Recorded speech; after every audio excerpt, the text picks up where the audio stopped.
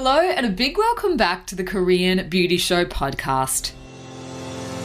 I'm your host, Lauren Lee, K-beauty expert, founder of Style Story, your online spot where you can shop, learn and explore the world of Korean skincare, and of course your guide to what is happening here on the ground in Seoul, South Korea, the home of K-beauty.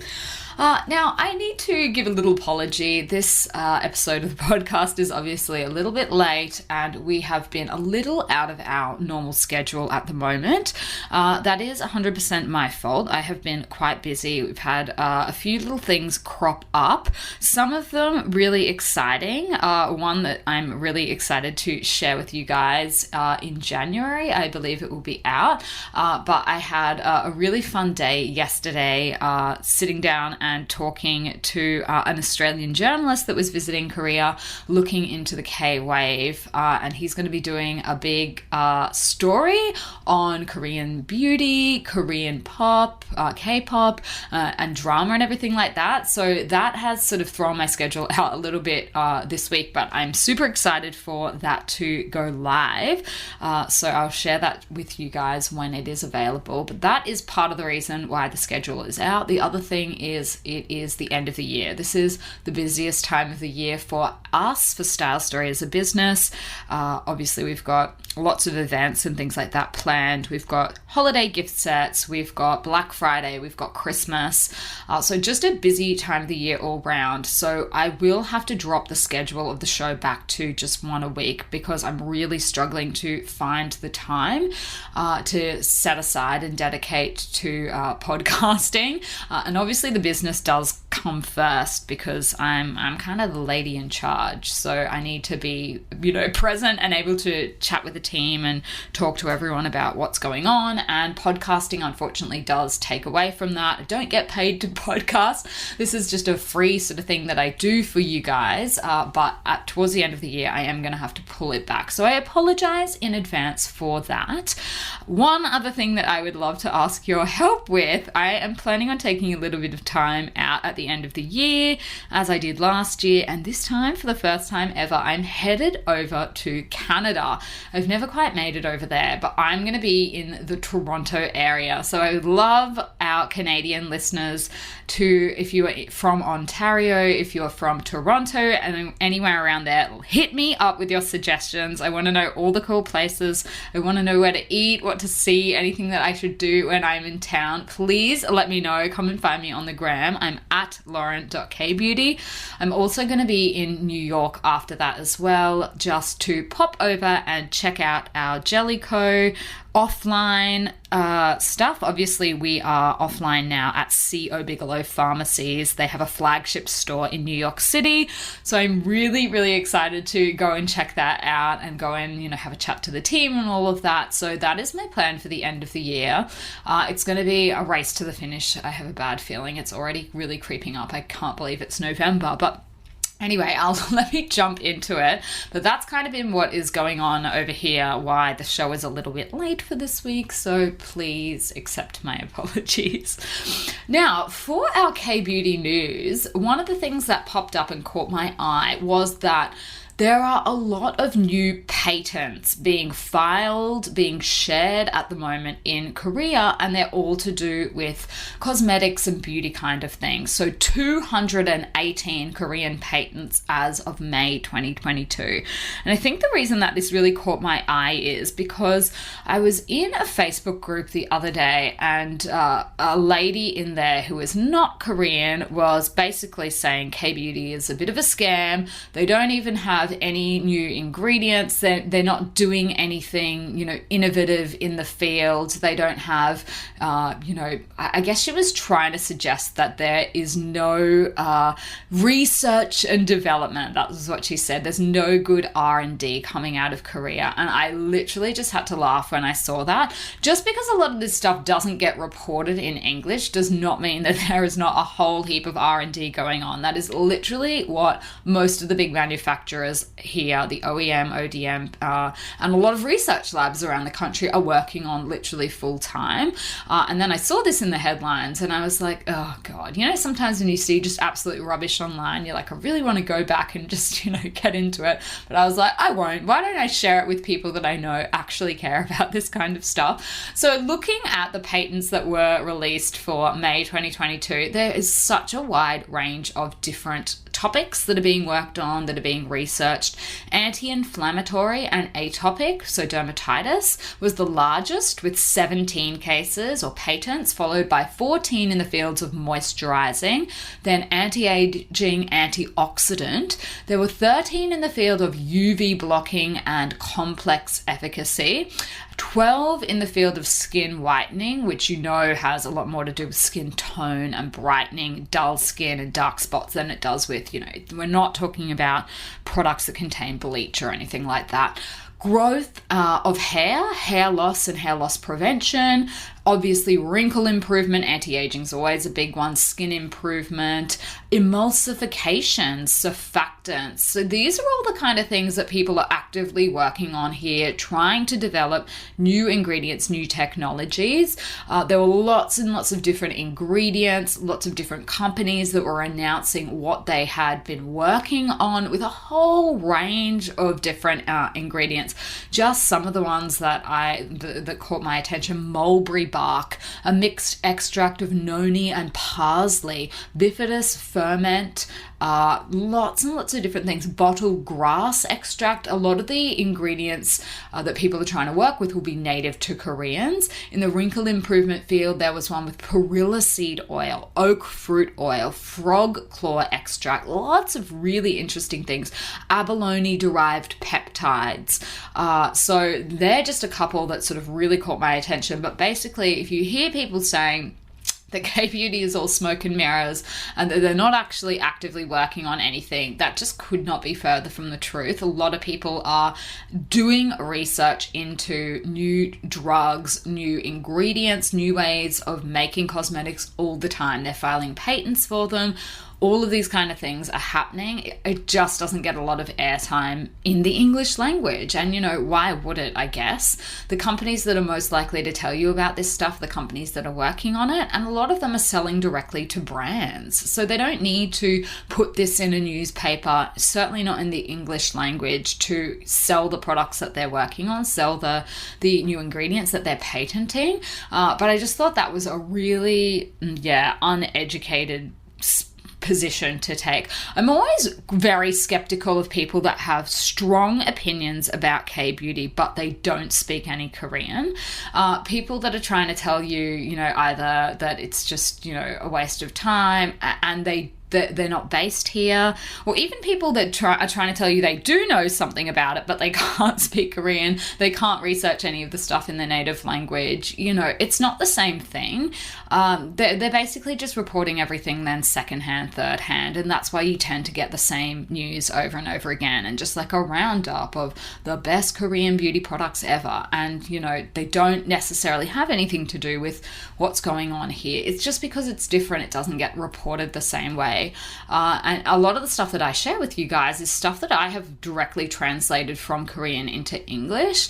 So that really gets my goat up, as you might be able to tell when I hear people saying that, because I'm just like, it's just, you can't fight with stupid is the other thing, trying to fight facts with, stupidity. It's just a recipe for disaster. It's a recipe to get your blood pressure up.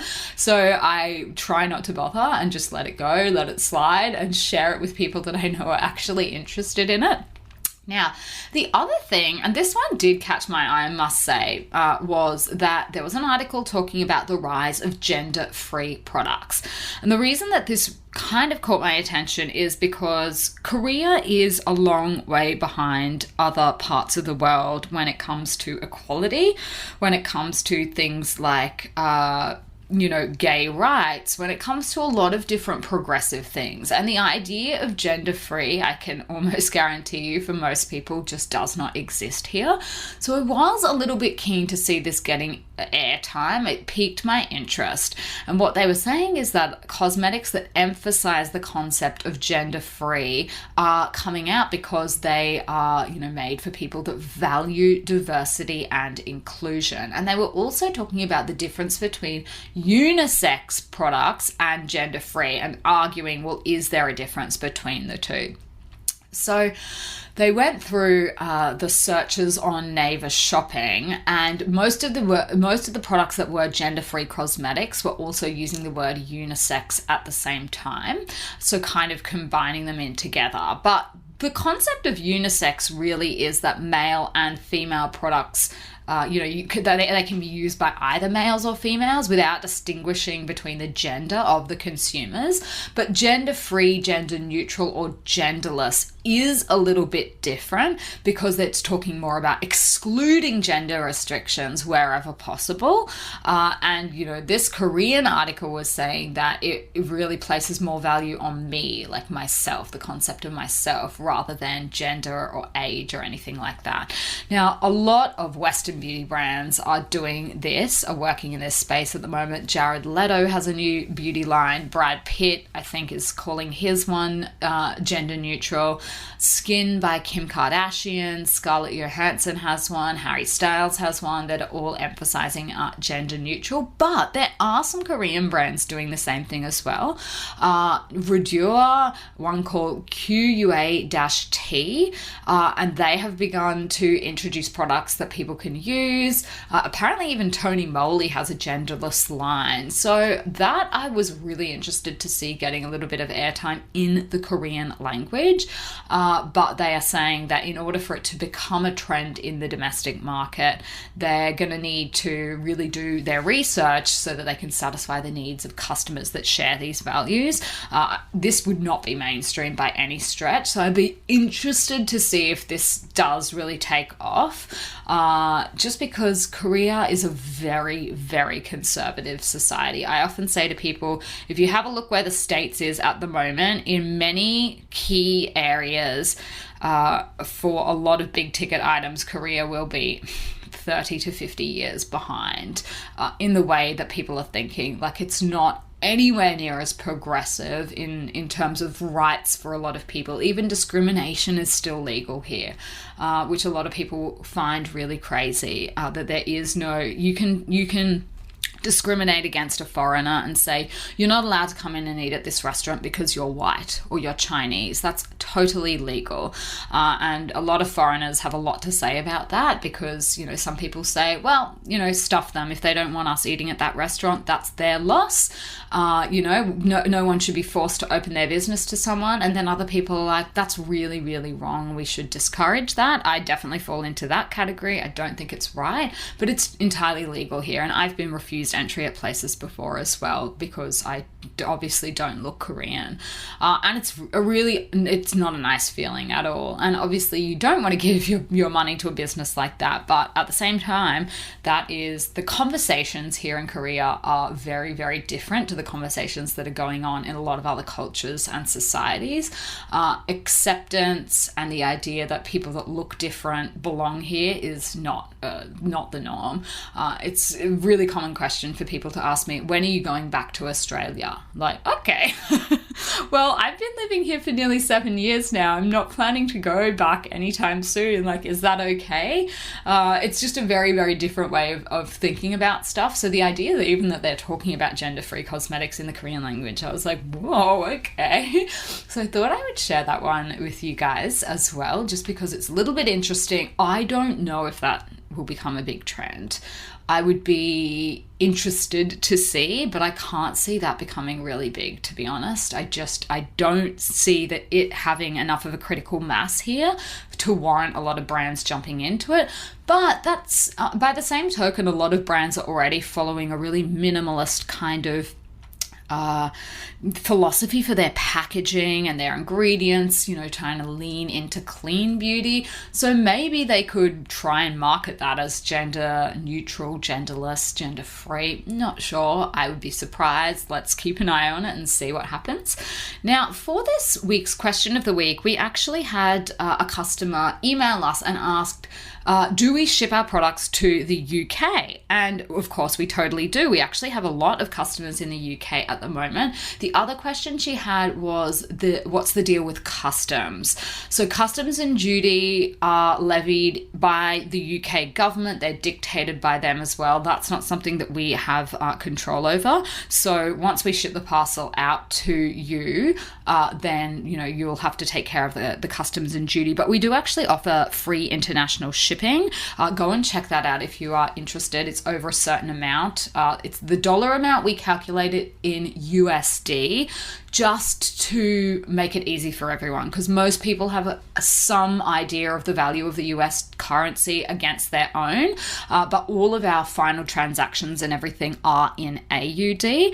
So I think we charge around $13 for our international shipping if you are under the free shipping threshold. And then I think don't quote me on what the actual free shipping threshold is, but I'll include a link to it if you are interested. We send our products all over the world. We've got a lot of customers in Canada, in Germany, in the UK.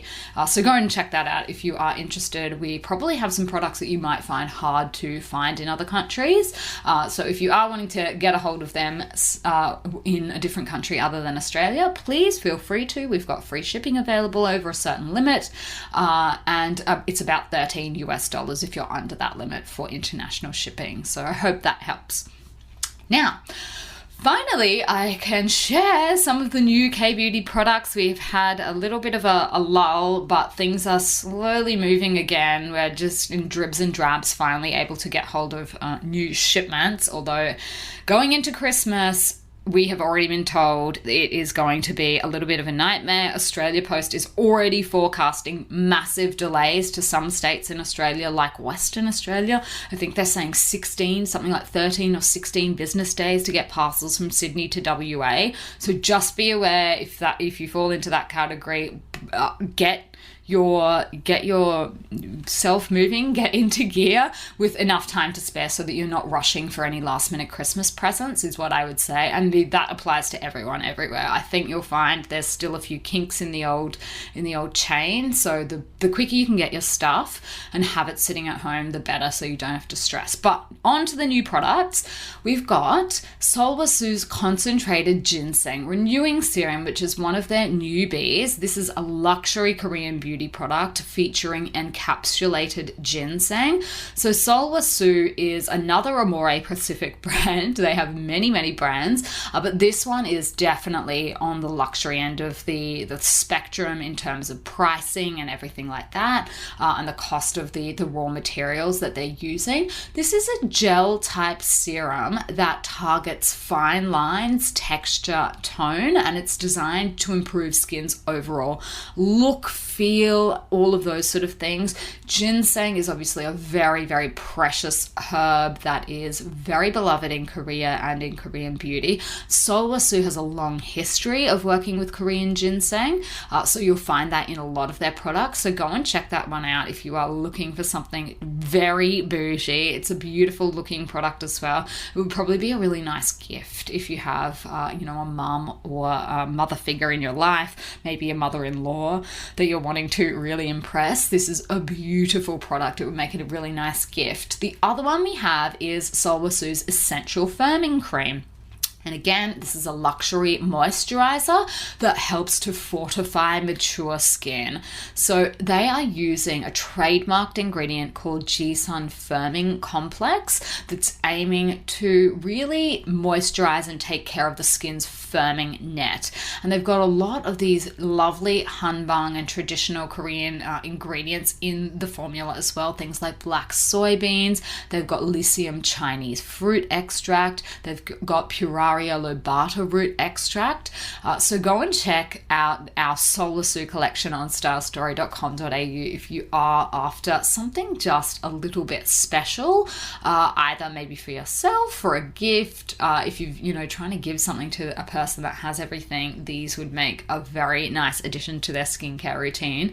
And it's probably not something they would have picked up themselves unless they're really into K-beauty. So those I can highly recommend as well. We've also had some new K-beauty reviews come through on the Style Story website. So the first one I'll share with you is a 5-star review for Subi Bare Skin Balm. And our reviewer said, my makeup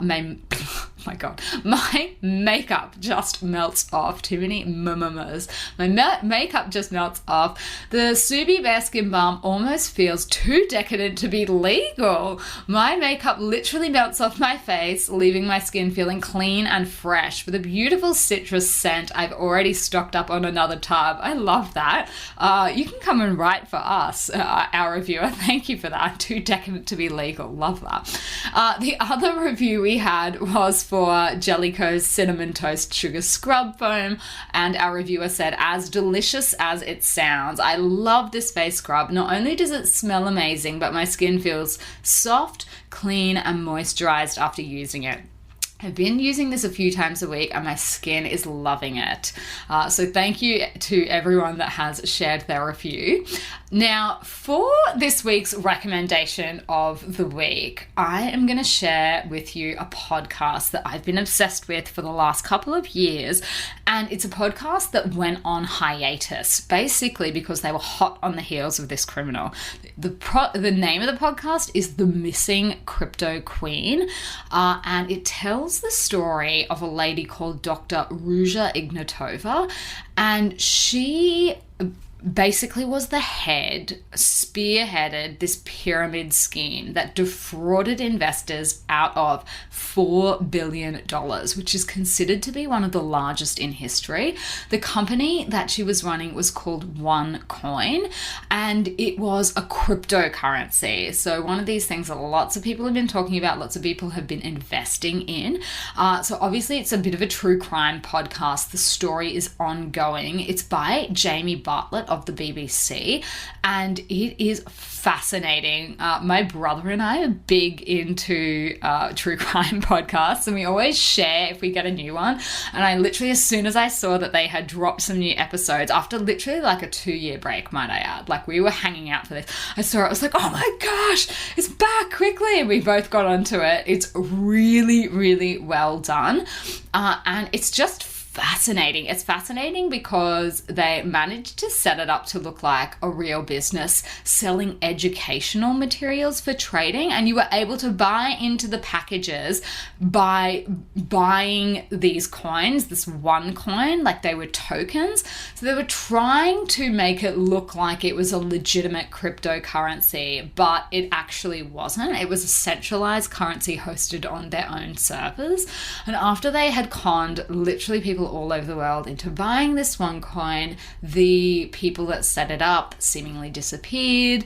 And I won't spoil it, but obviously the investigation is still ongoing. So it's, a crime in progress. And I believe that Ruja Ignatova is on the FBI's list of the top 10 most wanted people by the FBI. So this is a fascinating story. So many twists and turns. It involves like a range of different countries, like Bulgaria. I think they were in Germany. They've been in Dubai, America, obviously. So if you're into stories about greed, deceit, crypto, if this is something that you have a special interest in, or maybe you are investing in it too, I think they even talk through at one point, how a blockchain currency is supposed to work, and then how this was actually set up, which was totally different.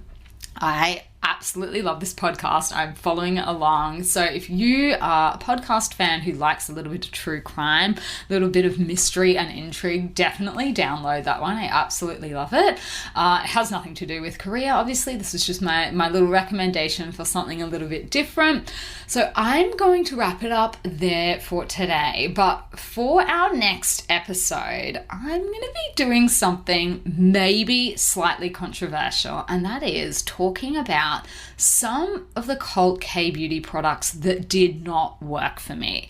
These are products that other people rave about, other people love, and for me, for a variety of reasons, which I will go through on the episode, they just didn't work out. So if that sounds like something that you would like to listen to, then please make sure that you stay subscribed. I would love to have you join us for that. If you haven't already left your review for the show, a little please from me to please do that. I would love to read it out as well. But I will leave it here for today and be back with that episode for you later in the week. All right, thank you for listening. I will see you next time, and until then, I will see you on Style Story.